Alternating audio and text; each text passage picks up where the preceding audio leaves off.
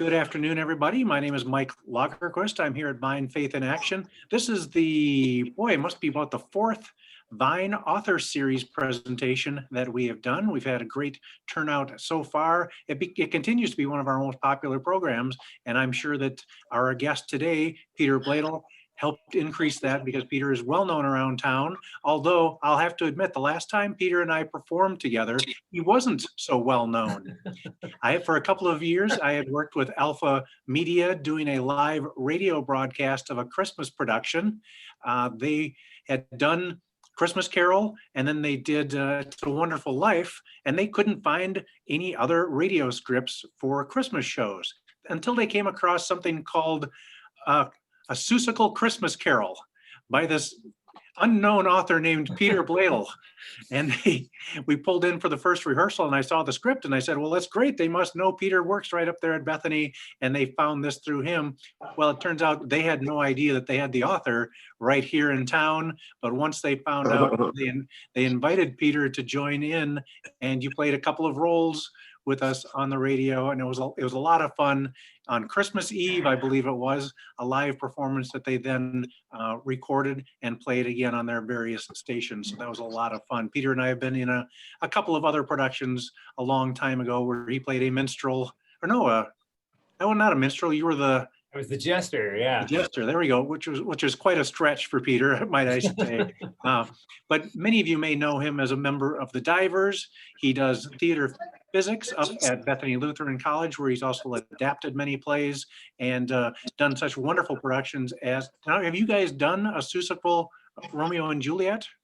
We've done a Seussified Romeo and Juliet, but we've never done a Seussified Christmas Carol, but we are this year. I'll talk about that. All right. Well, with that, I'm just going to hand it off to Peter, and I will keep my eye on the door to the waiting room, and I'm going to also mute everyone just in case somebody comes by and makes some noise. We don't want necessarily that to come across the presentation. Peter, I'm going to make sure that that I can hear you. And I think I can. Why don't you give it a shot, Peter? Okay, I can't hear you, so I'm going to try it again. Why don't you unmute yourself? I allowed that. There we go. How about now? That's great. Thank you very much. Peter Bloedel, everybody. All right. And yeah, and if Mike, at any point you feel like there's people who have questions, or if they want to chime in and you want to unmute them, this is pretty informal. So, I mean, that's fine with me.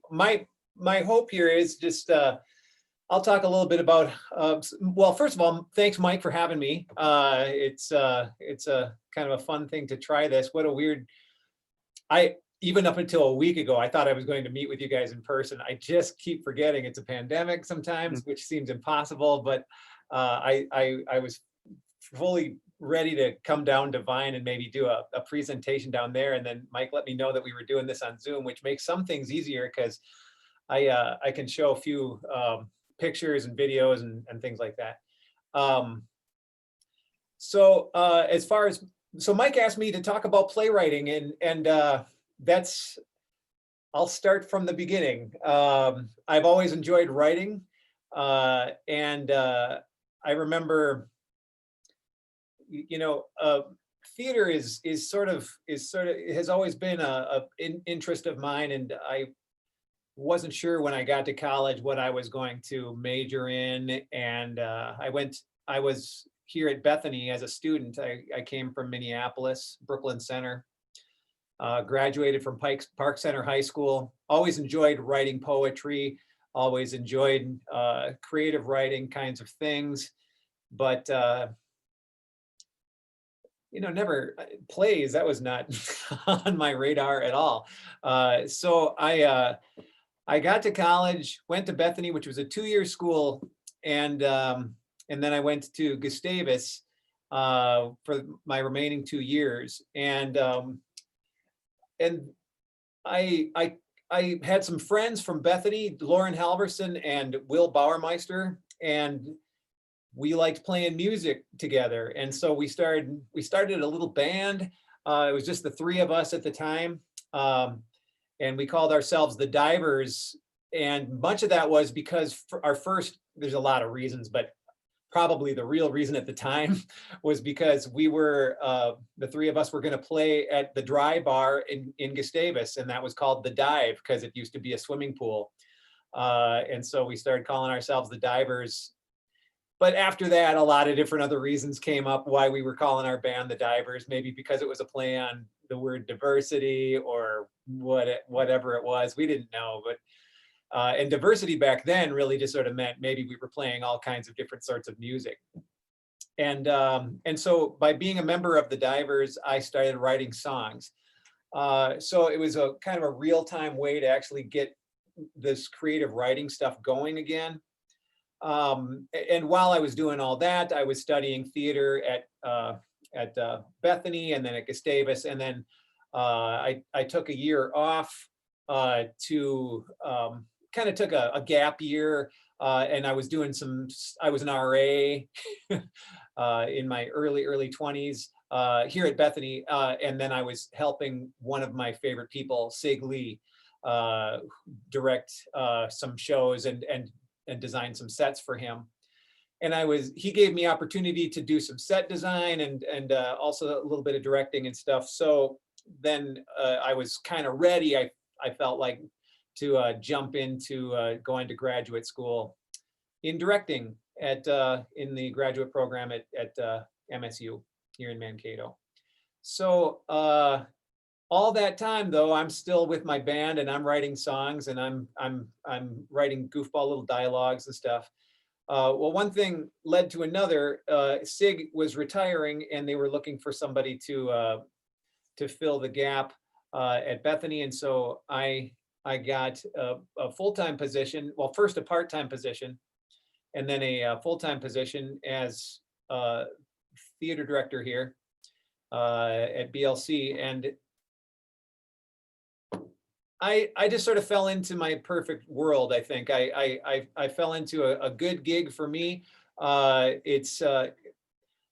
It was my first job out of graduate school, and it's the job that I wanted out of graduate school. And I was kind of tailoring my education in a sense for Bethany because I knew Sig was kind of thinking about retiring, and so I don't often tell my students to do it the way I did it. I really kind of honed certain specific things for my education. But one of the things that another thing maybe you would want to know about me is that all through my senior, back in 1986, when I graduated from high school, I got the job at Valley Fair as Pete the Juggler. So I was the juggler at Valley Fair in 1986. That was kind of a hard job because you get like, at the time I got $5.40 an hour to do 6 juggling shows a day. And it can get really hot and it can get really sweaty. And if any of you have ever seen me perform, I get really sweaty performing anyways. And so that was hard work. And most people don't necessarily know how much work performing is because you kind of sort of have to be on. Those of you who are theater people know that when you're on stage, you're not necessarily burning calories, but it is mentally taxing being in front of an audience for 6 hours in a day. And so I thought, and especially if it's hot. So that was a hot summer, but I learned an awful lot at Valley Fair, just how to have stage presence. And I really do hone that, or I give credit to that summer for honing really even the show that I do now. I still have some of the lines that I came up with in 1986 in my show. So that's probably some of the other stuff that led me to be a theater guy, is just I had the performing bug. I really enjoyed it. I liked getting in front of audiences a lot. And so I started studying theater. Well, then because I liked doing a lot of juggling, I was very much interested in magic, and I did my senior project at Gustavus on vaudeville. I started a vaudeville here at Bethany College called Theater Physics. And Theater Physics is very much, some of you who live in town have probably heard of it, and some of you may have come to it. and it's very much, we almost call it like it's Saturday Night Live meets the circus. And it's based in physical comedy and improvisation, but also at the end, there is also a script. There is sort of a scripted end skit that we do. And so I started writing the first time we ever did theater physics, we did it with Tom Stoppard's 15-minute Hamlet. That was our end skit. After we did that, I started realizing, you know what, we could write these. That's a cool show. That's a cool play. Tom Stoppard's 15-minute Hamlet is really, I think, something I give credit as being the reason we kind of format theater physics the way we do format it. And so I started writing these end skits that were actually scripted. So here I am now, because of theater physics, I'm starting to write scripts. One thing led to another. I felt like, well, maybe we can actually make these scripts longer and better. And so in 2001, I wrote a script, which at the time was just called the end skit for that particular year of theater physics. But now it's called The Seussification of Romeo and Juliet. All I did was I came up with what would it be like if Dr. Seuss told the story of Romeo and Juliet. And we did it. We did that year. And I suddenly had some people asking if they could do the script. I had a student who directed it at Loyola, who was working, she was an MSU student, but was an old student of mine. And I said, yeah, man, I was flattered. I thought that would be great. And then I had another student who was directing a fringe festival show up in the Twin Cities and asked if they could do the Seussification of Romeo and Juliet. And then somebody along the line encouraged me to send it into a publisher. And at the time I was searching around for publishers, and I stumbled onto a brand new publishing company called PLAYSCRIPTS Inc. And it was started by Jonathan and Doug Rand. And they were very, very encouraging to me. As a matter of fact, they were so encouraging to me that when the 35W bridge went down, they actually emailed me asking me if I was okay. You know, I mean, just because I live in Minnesota, you know, I thought I was the only Minnesotan playwright on their roster, I guess, at the time. And so I think they were concerned. But it started as just sort of this homespun entity, and they took my play. They published it and they printed it up, and it slowly started to take off. And at some point it was, I don't think it is anymore, but it was like the 6th most produced high school one act in the country or something. And if you're interested in that, I do have some other videos that maybe I would play for you guys, but I did make a YouTube video all about the Seussification of Romeo and Juliet and how that was my first play. It's I thought I had the script here, but maybe I have every other Seussification play, but I don't have that one. But all my scripts, most all my scripts are done by PLAYSCRIPTS, except for one, which is coming up, and I'll talk about that. But if any of you are interested, I have a YouTube channel, and I've got how I started as a playwright on there. It's about a 13-14 minute video, so I sort of thought maybe I wouldn't show that here today, just because you could watch that on your own. Oh, and if you wanted to like my YouTube channel or subscribe to it, that'd be great. But that's available to you, and I've got some other YouTubes in the works that oh, I shouldn't call them YouTubes. My daughter keeps telling me I can't call them YouTubes. She says you have to call them YouTube videos. I'm learning from my children what's appropriate and what's not. But oh, and I should say too that back in the day, and let me jump back. I first met Mike Lagerquist in would we say 88, 89? something like that. Right around there, yeah. You know, and so we both knew Esther Iverson. She was the costumer at Merely Players, and she encouraged me to audition for Once Upon a Mattress, and I was given the role of the jester. And were you Dauntless? Was that who you were, Mike? Yeah, I was the prince. And so that was the first time we ever met. I think officially. I knew that I knew that you were a free press writer and had some articles and things, but I think on an official way, that's when we became friends, you know. And I will tell the story that eventually it's going to come up, you know.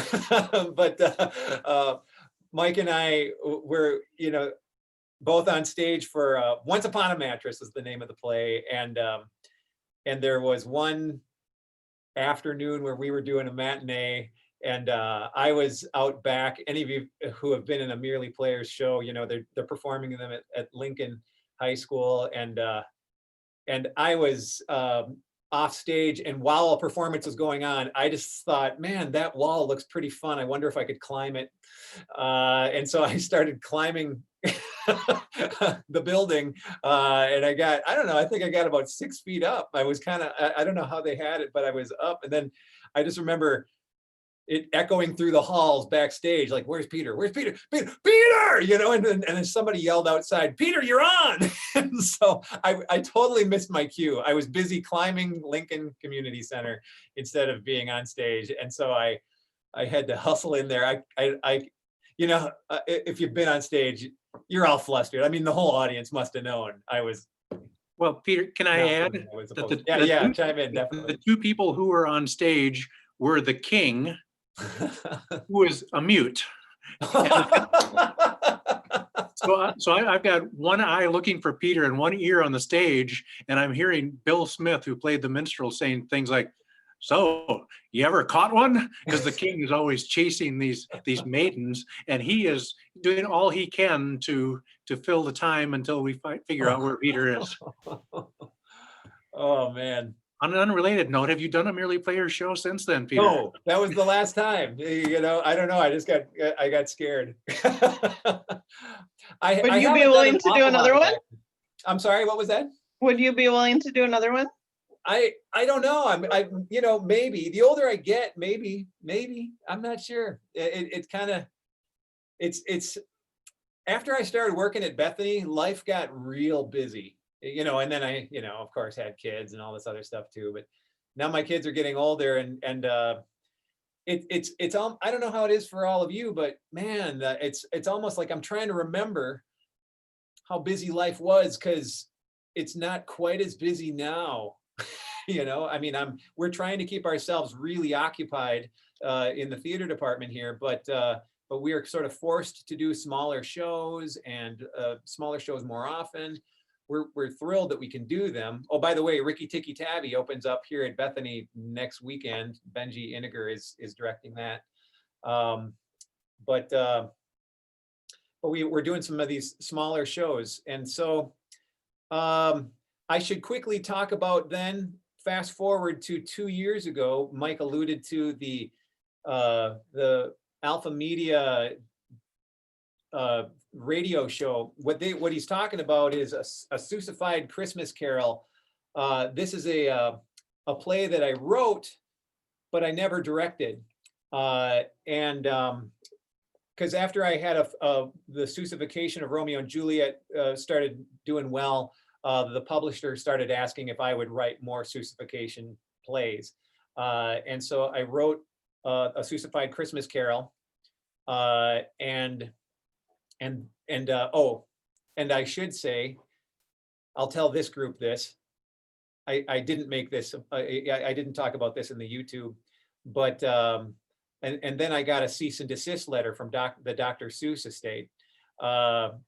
And they had it, and it was about the Seussification of Romeo and Juliet, and they had caught word that I was writing something called the Seussification of Christmas, which wasn't the title. It was a Seussified Christmas Carol, and it was a crazy time for me, because here I was, kind of sounded like I was being sued by my hero, who posthumously, you know, who was no longer living. And so it was the Dr. Seuss estate. And I understand, you know, I mean, everybody has to protect themselves and stuff. But at the time, I really thought I was going to lose all of these, you know, the Seuss plays. Like what else did I ended up write? Well, I wrote the Seussified Christmas Carol. I guess I do have other Seuss plays that I wrote later after I kind of got the all clear. And this is why I really enjoyed the PLAYSCRIPTS people at the time, is they really went to bat for me. They hired some really good lawyers.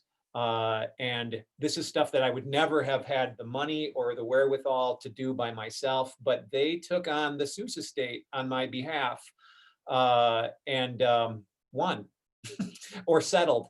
Really, the Dr. Seuss estate settled because none of these characters are Dr. Seuss characters. They only sound like Dr. Seuss characters. None of the scenarios are Dr. Seuss scenarios. The only difference is it just sounds like Dr. Seuss, and it's the same meter as 'Twas the Night Before Christmas. There's no copyright on a meter or rhyming. And so I think they realized that I was not really doing anything wrong. And so they dropped that case.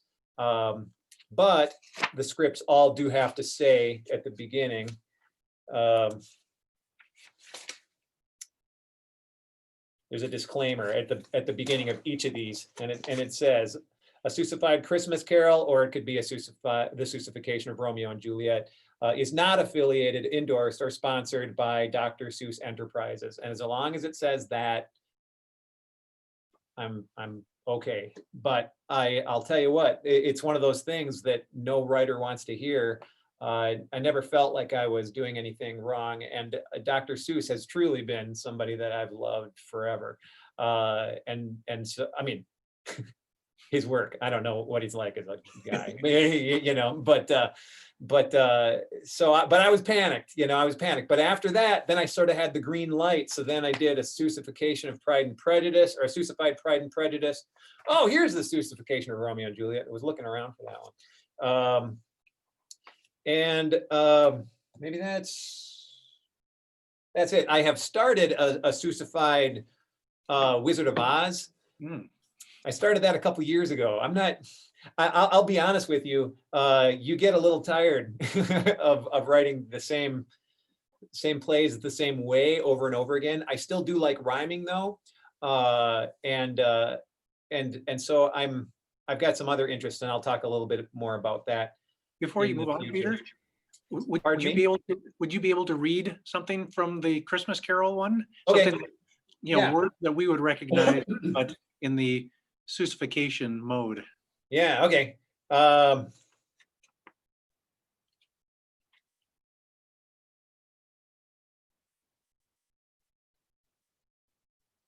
You know, I could almost, here, maybe the best way to do it is I'll start from the beginning of the show.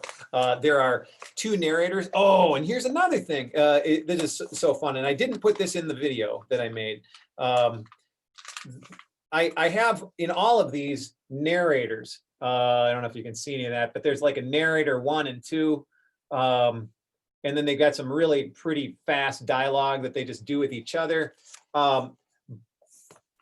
I never meant for narrator 1 and 2 to ever be correlated with thing 1 and 2.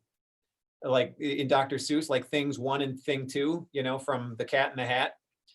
But some other companies that were, or high schools even, that were doing my play started doing that. They started doing the narrators like thing 1 and thing 2. And I had like this, of course, that's got to be what it is. They got to be like thing 1 and thing 2.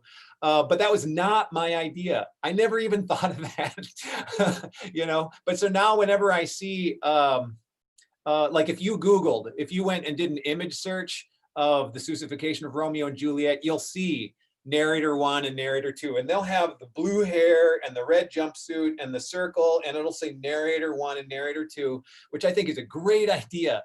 wish I'd have thought of that, but that was not anything I thought of.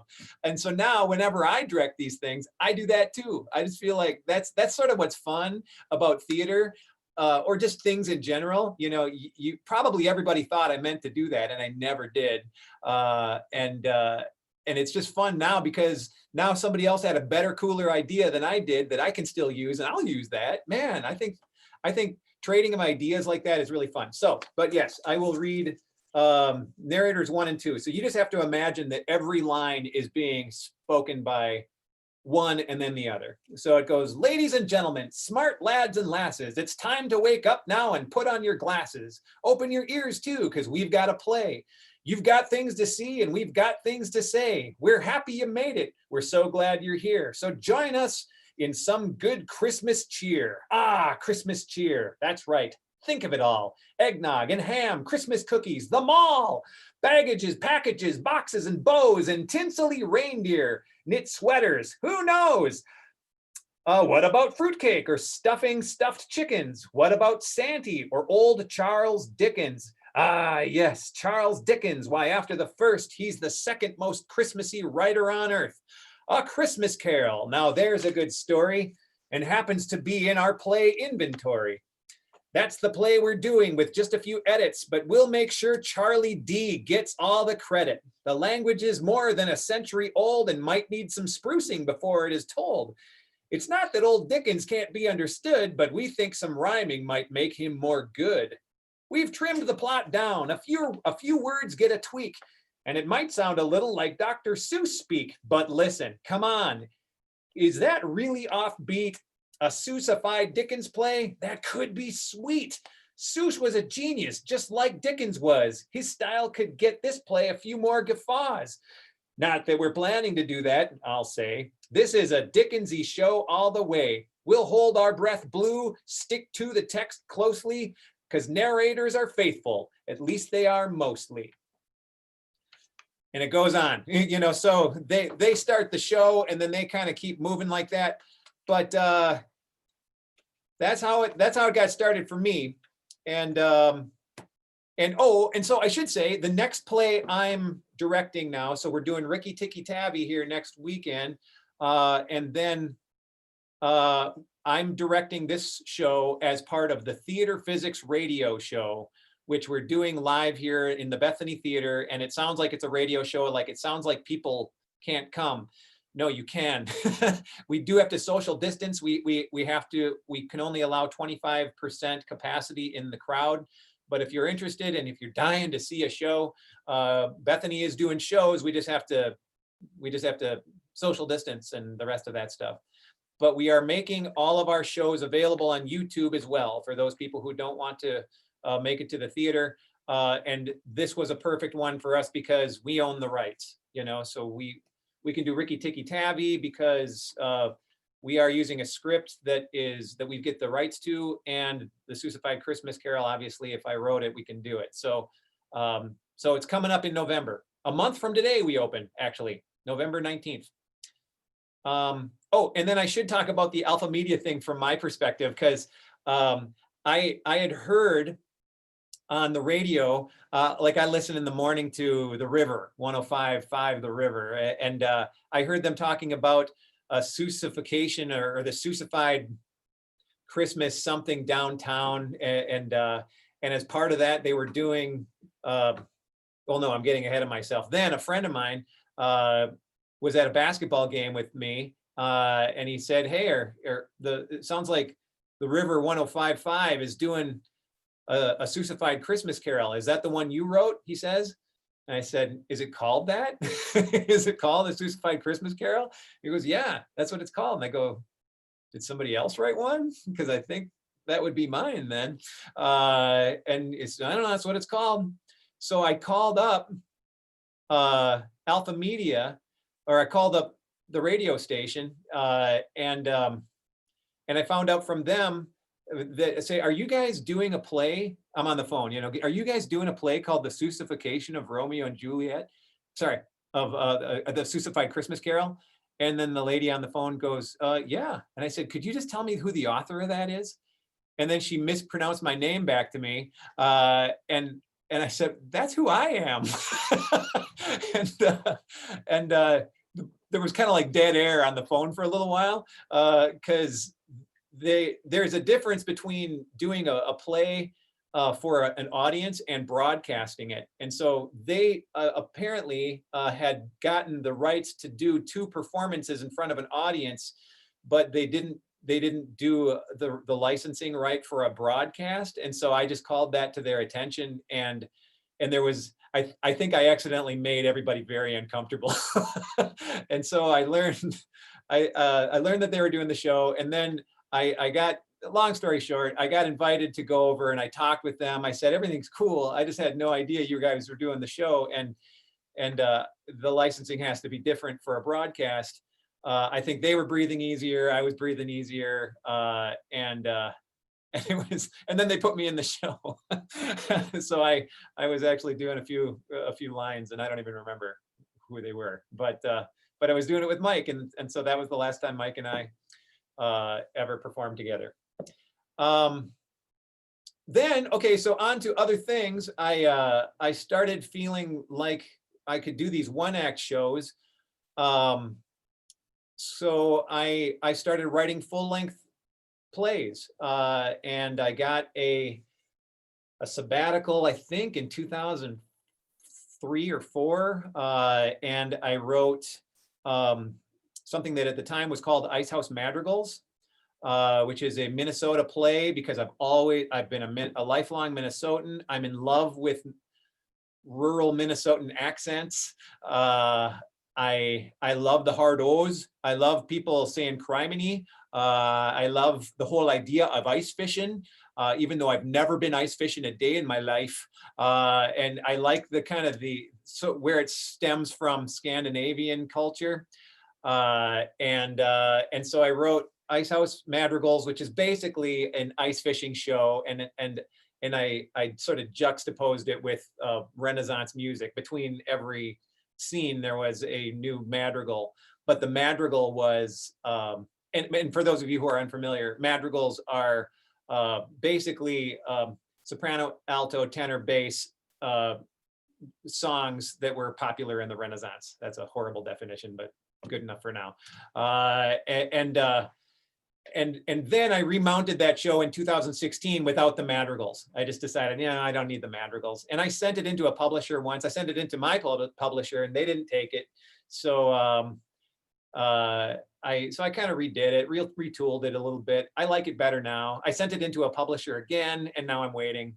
And it might not get taken again. I don't have, but I still love it.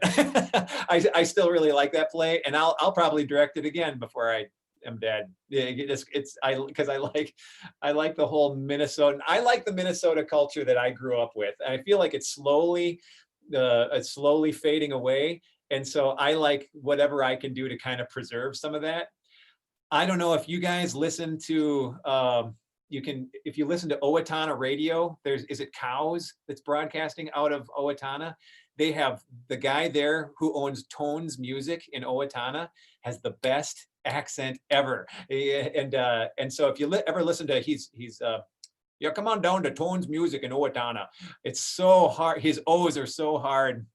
So I had my whole cast listen to that guy so that we could actually work up the accents a little bit better. And so I wrote that in 2003 or 2004, and during that same sabbatical, I also wrote a musical called Jam Jar Sonnets, and that was something. Then I collaborated with Benji Iniger on the music for that, and it's that one did get published. Hasn't had a lot of traction. It's hard to get a musical to really take off unless you're living in New York and unless you can get a showing in New York. But it's out there, and it's a musical that kind of deals with panic attacks a little bit, and but it also has to do with basically just childhood friends reuniting and potentially falling in love again.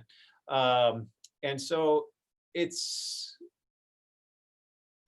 a pretty show. I think it's it's a show to me that is sort of it's a beautiful show, and really have a fond place in my heart for that. And wasn't that recognized by the Kennedy Center American College Theater? Oh Festival? yeah, right. Yeah, we did the show here, and those of you who may or may not know about this, MSU, and I don't know that Gustavus has been participating lately, but Bethany and a number of other colleges have something called the Kennedy Center American College Theater Festival, come and respond to shows. And sometimes you can work it out where you can get 2 respondents to come and they can check out your show, and that's called a participating showing. And if they like it, they might even ask you to come and perform it at their convention. And that year, I think 2000, when we finally performed it, I wrote that show many years before I actually directed it. It was 2009 when I directed it, and then the festival was in 2010, and we were invited to bring it, and it went well, and it was a great experience for us, that's for sure. And at this point, before I go on, maybe now is a good time to take any kinds of questions. Are there any questions about anything that I've said so far, or that maybe I didn't? I know I'm kind of talking sort of extemporaneously, so I might be zigging and zagging a little bit more than. Say, Peter, Yep. this is Ann Madsen. We got to see Ice House in Shawano, Wisconsin with Sue Kluge. Oh, you did? Yeah. Yes. Oh, how was it? It was great. I Yeah. loved it. Oh, I wish I could have gone there to see that. That was. Oh, it was very good. Yeah, so though I should say, by being a playwright, sometimes you market your own stuff. So that the play is still not published, but word of mouth is sometimes gets out, and sometimes people like shows that you do. And I have felt very blessed that shows that I write, I can direct here. A lot of playwrights don't have that luxury. A lot of playwrights don't have a theater they can readily direct for. So I totally acknowledge that I'm very fortunate and have a leg up a little bit that way. It was at something called the Milky Theater in Shawano, Wisconsin. Yeah, that's great. And so yeah, I licensed that personally. Sue Kluge contacted me and asked if she could license the play, and we just did it that way. You know, I just have a flat fee that I use when I do that. Interestingly, I make more money licensing my own plays, but I make net way more money when things are published because of mass. You know, I just can't keep up with it if there's a lot of people who want to do it. But if there's just a few people who want to do it now and again, I can do it, because I just charge like what's $80 a performance. I charge the same thing as a publisher would, but I get to keep all the money. You know, a publisher, you know, will charge $80 and then I get to keep a fraction of that. But well, you know. Sue Kluge is our daughter. We're very proud of her, and we're so glad that we got to see the play. Oh, I'm so glad. No, and thank you for telling me that. No, that's I really wish I could have gone to see that. That sounded like it was a lot of fun. It was It was a hit. It was a hit. Great. And their son Peter got to be the technician. Oh, really? Oh Okay. yeah, he loves the techie. He's a good techie guy. Yeah, good. No, that's great. Thanks for telling me. Sure. Are there any other things, comments, questions? Yeah, I have a Deb? question. You mentioned that you enjoyed writing in school, but Yep. as a kid, like I have grandchildren who are 7. Did you put on plays, or did you journal, or imagine? What was that like? Oh, I sure imagined, that's for sure. Yeah, I was the kid who, my mom signed me up for City League softball, and I was devastated. I was the kid who wanted to lie flat on my back and look at the clouds. You know, I was just always doing that. And I wrote little poems and stuff. I remember my parents got me a little magic set from Kmart, and I put on a little magic show, and it was horrible, but I did it. And I was a pretty nerdy kid, not when I was really little. I mean, I was a normal kid, I think, when I was really little, but you know, my adolescent years were not good to me. But I still really liked performing when I could. I think that happens a lot. The theater is a pretty welcoming place for, you know, kids who are, you know, slightly on the nerdy side of life. And so I enjoyed doing all that stuff. I think that me and my friends put up a little tent in our backyard and we tried doing a circus one time, but none of us knew how to do anything circusy. So it really just ended up being us playing around under a tent. But I did a little bit of journaling. I remember finding some of that stuff recently. And I do some journaling now, not as much as I used to. Well, unless my computer counts, I don't journal, sadly. I wish here, I'll show you. So I do have journals. I would fill things up. And when I first started working at Bethany, I would fill journals full of all kinds of stuff. And so here's when I wrote the Seussification of Romeo and Juliet, I wrote it in a book. You know, I wrote it all. I don't know if you can see any of that, but you can sort of see the characters and you can sort of see how it rhymed. I added the characters later. I just wrote how everything rhymed, and then I added, oh, so here's Romeo. Romeo is going to say this. Juliet says this. Romeo, and so on. So these are the characters. You can see in the margins. I just added those later. You know. And so sadly, I don't do that anymore. I mostly just type in my computer now. I'm not a fast writer. As a matter of fact, I'm not a fast anything. Everything I do, it takes me a long time. I'm kind of meticulous, and sometimes that's to a fault. And so I'm never quick. That's why working with my friend Benji is so infuriating, because he's just fast. But I catch a lot of stuff that he doesn't catch, which is also a curse. But I do like partnering with people. And so I did my most recent plays. One would be Above Board. And let me play you a trailer for that. So I think I got, here, I'll share the screen. Let's see if this works. Noonie.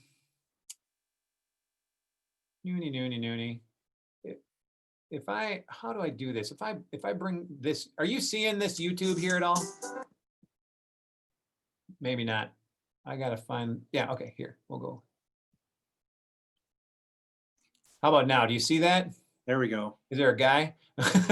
Okay, so a couple things. So this is a trailer. This is a 3-minute long trailer of a play called Above Board. And this is a play that I wrote with my friend and colleague. She's our costumer here, Emily KIMBALL. But I'll play you the trailer and maybe it'll give you a little bit of an idea of what it's about. So here it is.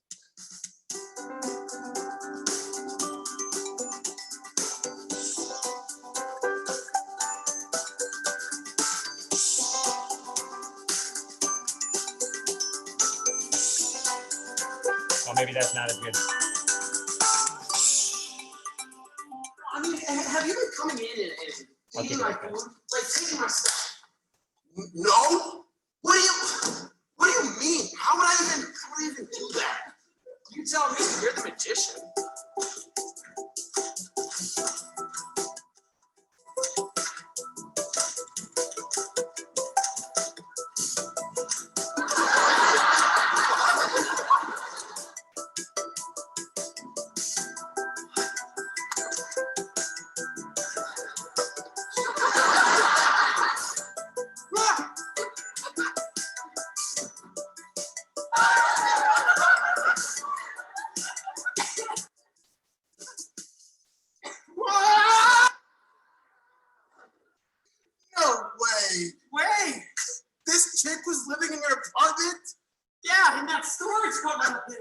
You had a squatter, dude.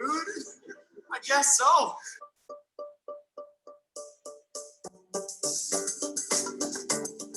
Yeah, but you gotta post this. What, online? Yeah, this is cool.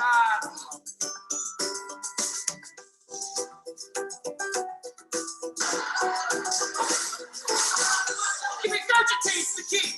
regurgitates things. He's a regurgitator.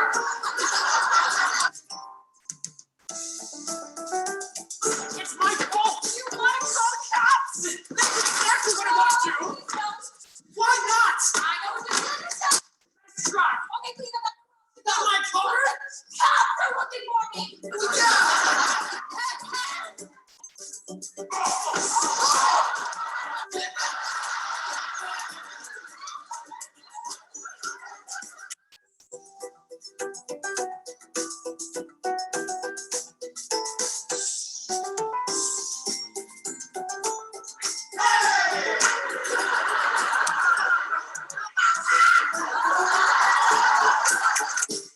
How does something like this even happen anyway?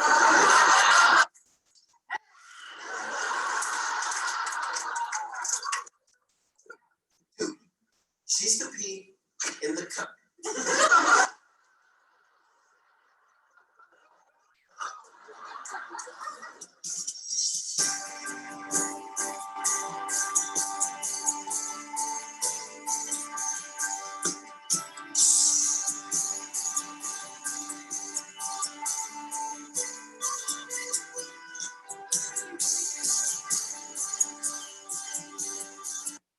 Okay, so what's happening there is I'm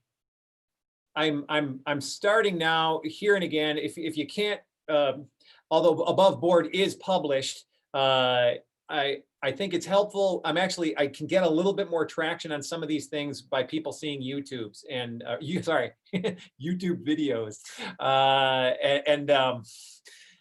and so I'm starting every once and again to make trailers, or I'm starting to direct people to video productions of the plays that we do, so that we can actually get a little bit more attention.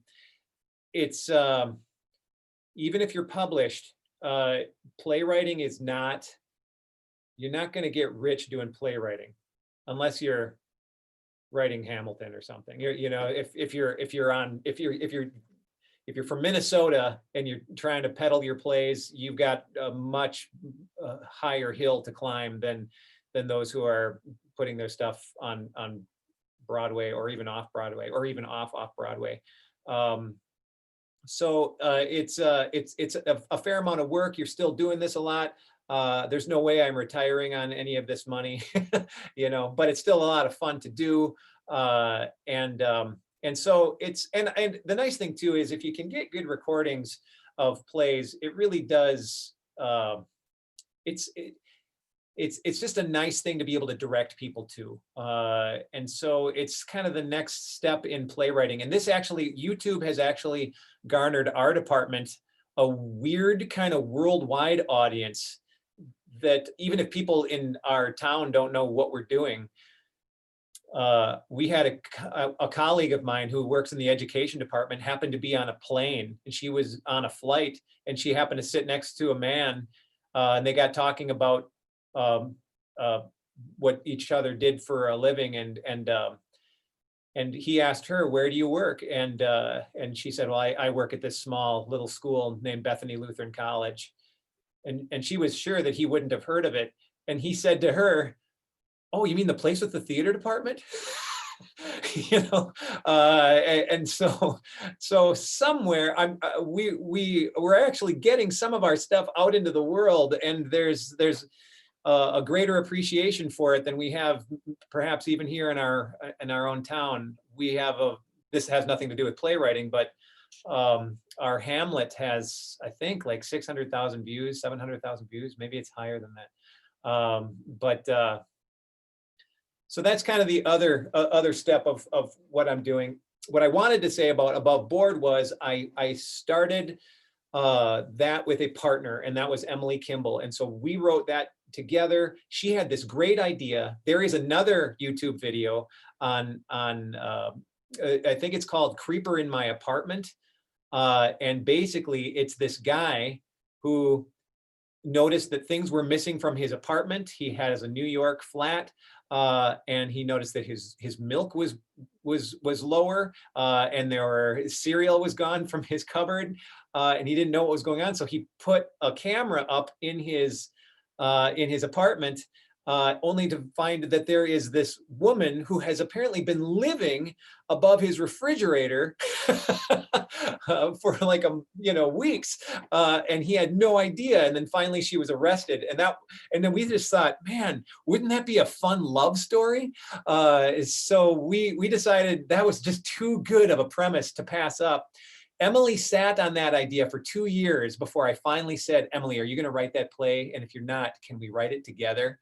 And she acquiesced, and so we wrote it together, and we got above board out of it. And I've always been disappointed with the slim offerings of romantic comedies for the stage. Unless it's Jane Austen, there isn't that much good stuff, at least that I know of. And so, we've got sort of a tradition here of, if we don't find the stuff we want, why settle? Write your own. And so we did. And then, man, I could, and so then I just, in 2018, so that was, I think, 2016 when we did that, or 2015, something like that.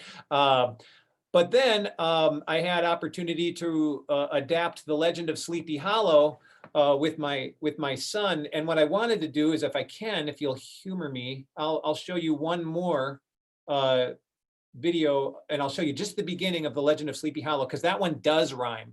Hans is my son. He kind of insisted that we should make it rhyme, because he wanted to give Washington Irving's piece a little bit more of a literary quality for the stage. And so I'll just show you the very opening of The Legend of Sleepy Hollow, but I got to find that on YouTube here quick too again. So let me find that. Okay, are you looking at YouTube? Is it still there? Okay, so I'll find The Legend of Sleepy Hollow. I think if I just type that in, it should come up. It's one of the. There it is. Okay, so let me play just the beginning of this.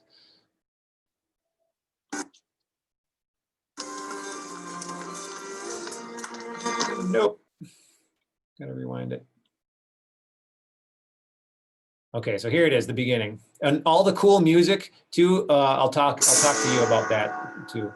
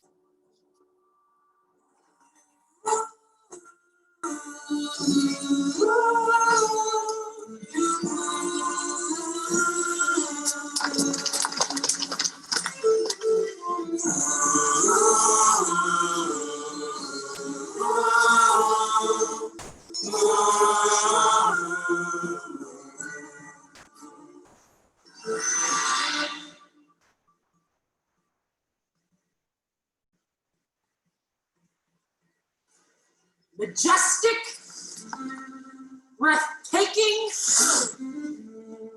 mighty, a wonder that cuts through the oaks and maple in color. America's Rhine, a river of grandness that paints like a master, the earth as its canvas.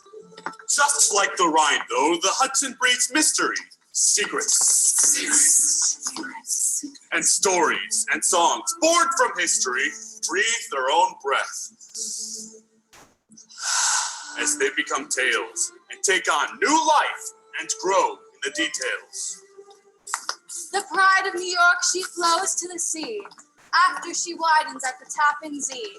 At that expanse in an eastern shore inlet, a small market town is quaintly here and set. The town has a name that somehow seems proper. Tarrytown. It's quiet, not much to offer.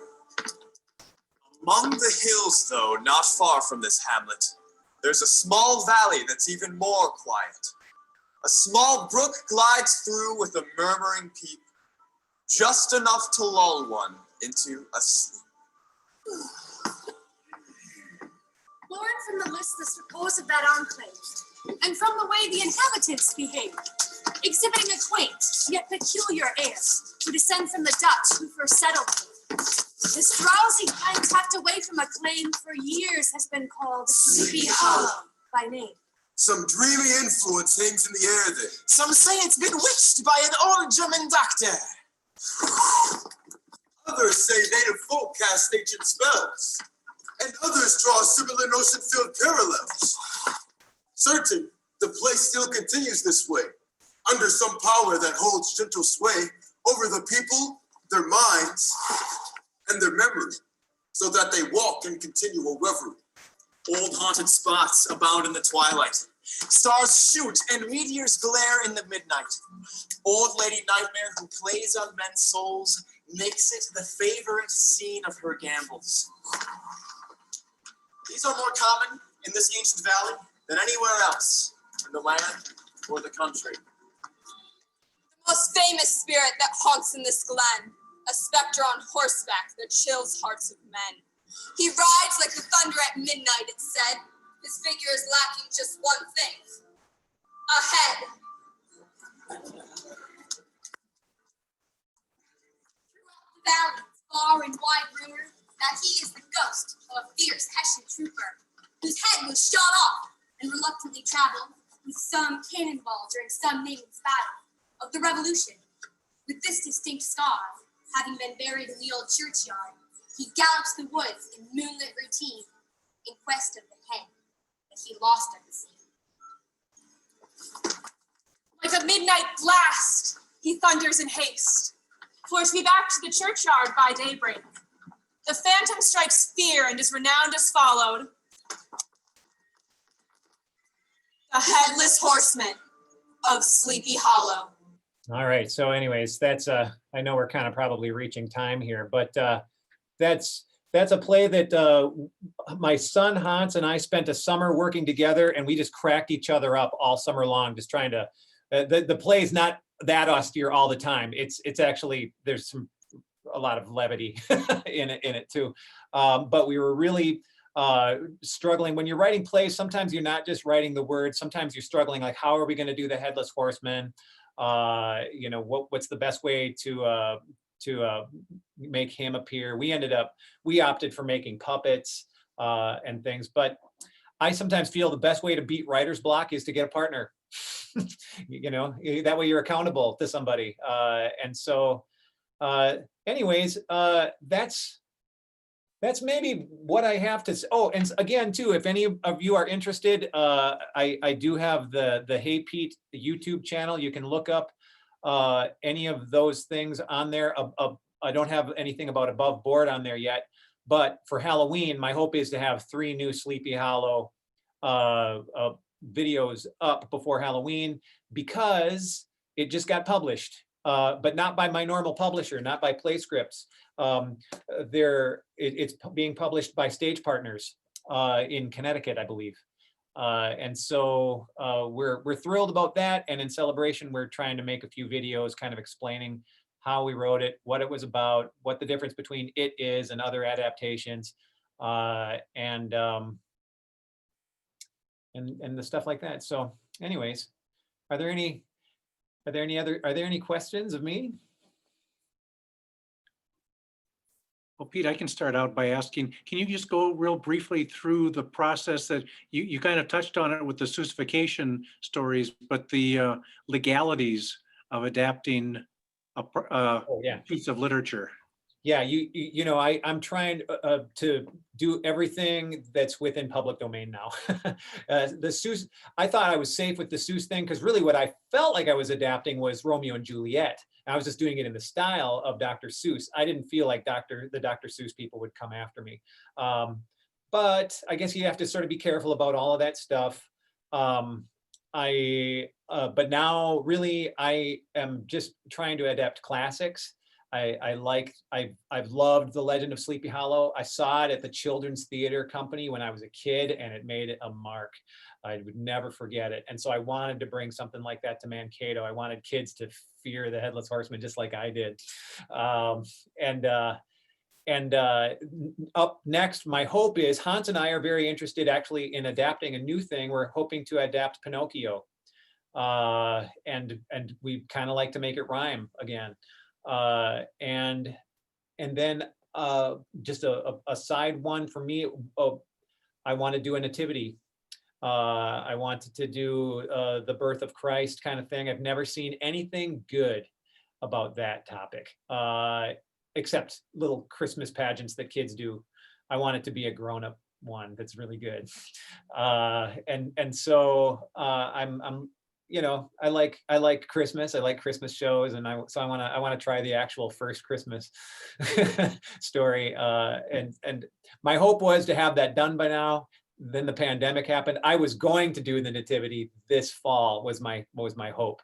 But then when the pandemic came up, I just stopped working on it, and I sort of shrugged and kind of became apathetic towards it. And now that I'm back at Bethany and working, I'm shaking off apathy all the time. But hoping to those are two projects that I've got for the future that I hope will happen. But yeah, to answer your question, I'm just trying to stay in the public domain as much as I possibly can now. Wizard of Oz, I can't, if I'm Seussifying the Wizard of Oz, I can't do the movie. I can only do the book because that's in the public domain. So I got to be really careful not to do steal things from the MGM movie. Yeah, any other things like that? Yeah, Sarah. You've talked a lot about writing plays. What's the difference between writing a play and writing a song? Is there one that's more difficult for you than the other? Well, a little. I think that writing songs happen much quicker. The way I write songs is I usually have to have like a music part first. I'm trying to beat that. That is to say, I'm a guitarist or I'm a mandolinist. I usually try and come up with some kind of hook on the guitar or mandolin first, and then I try to add lyrics and story and I always like things to feel like a circle. That's common between the both of them, but plays just take a lot longer. Plays are slow, especially if you're me. I tell my students usually when I'm writing a play, I would say I'm spending 95% of the time pacing and the other 5% typing. You know, I'm pacing and I'm wearing holes in rugs, just trying to think through plot points and stuff. I always make a map. When I had the Legend of Sleepy Hollow, I always create a map. I wonder if I could show you one here. I did create one time. Man, I can't do it yet. Here, I will. Not yet. Okay. Let me just look if I can open up my notes.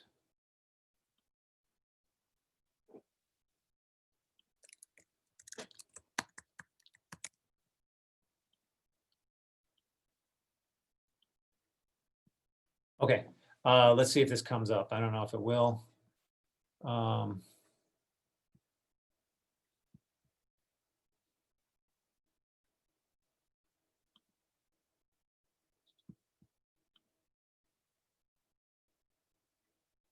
Are you seeing anything? What are you seeing? Are you seeing I'm YouTube? seeing Sleepy Hollow. Nuts. Okay, I'm gonna go back and try that again.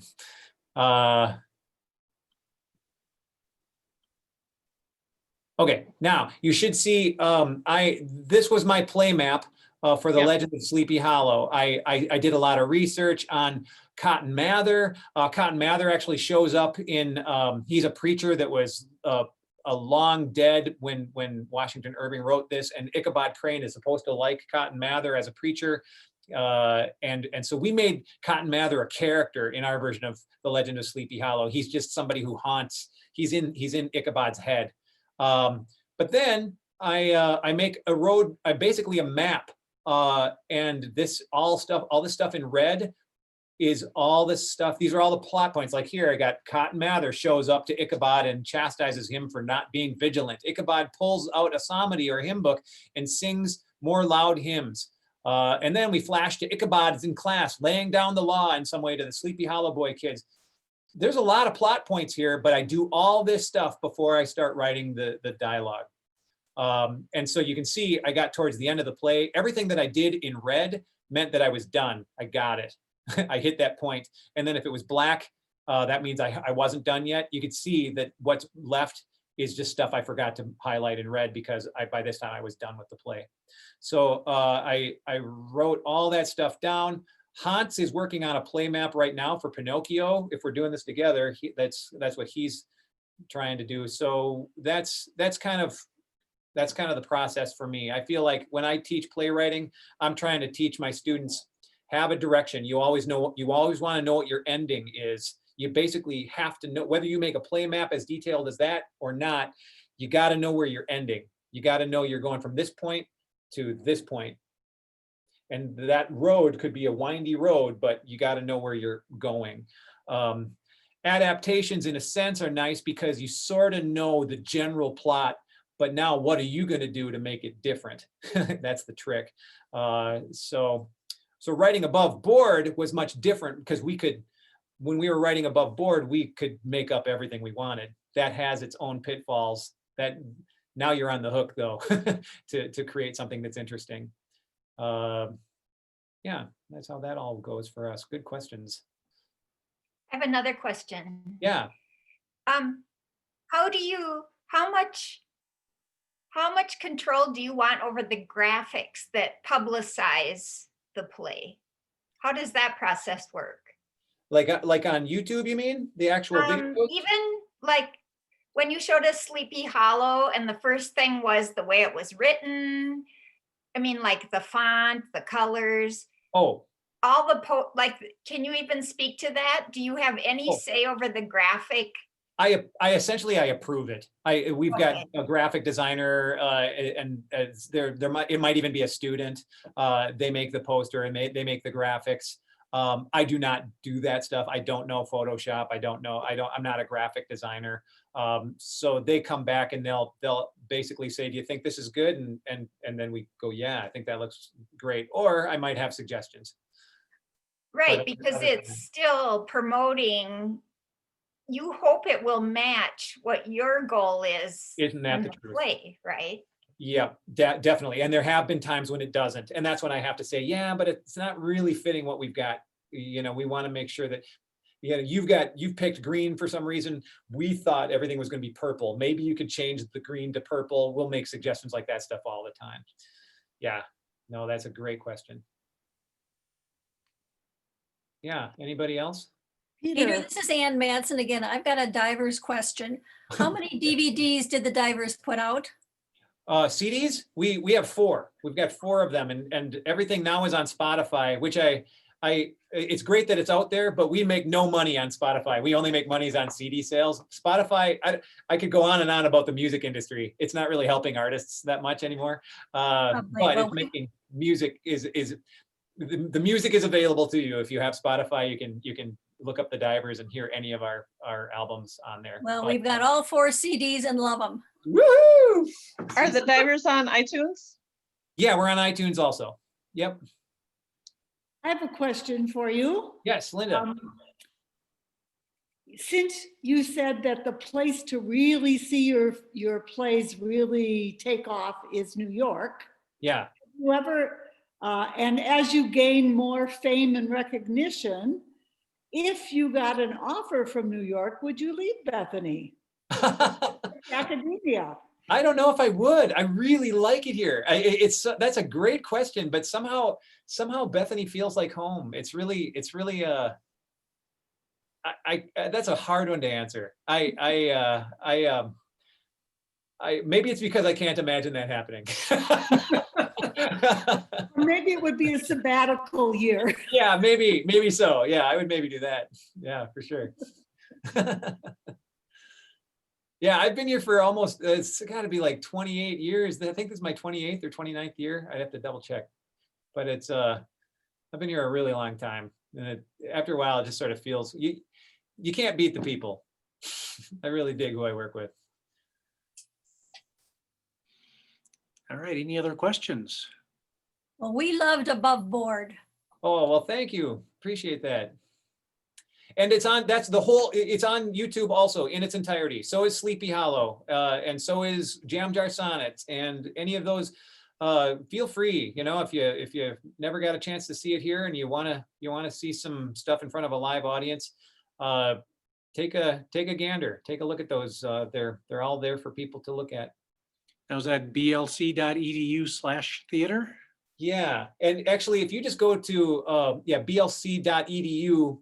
You can then search for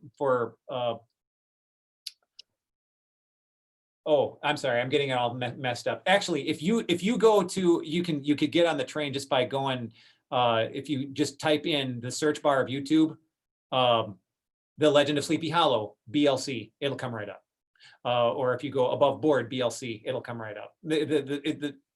They've really improved YouTube. It's apparently the second biggest search engine in the world. And so it's really, really easy to find stuff there nowadays. All right. Any other I questions? just wanted to make a comment. I've seen theater physics a couple times and it is so much fun. And so many unexpected things happen. It's kind of, yeah. Well, thank you. Yeah, again, it kind of comes from my interest in vaudeville, and that's sort of what got it rolling for me. I sure enjoy doing it. And what I love too about it is it forces us to be creative in ways that we never thought that we had to. The students bring a lot to the table. If a student has very certain and very significant talents in an area, we really, really want to capitalize on those. We want to exploit those the best that we can.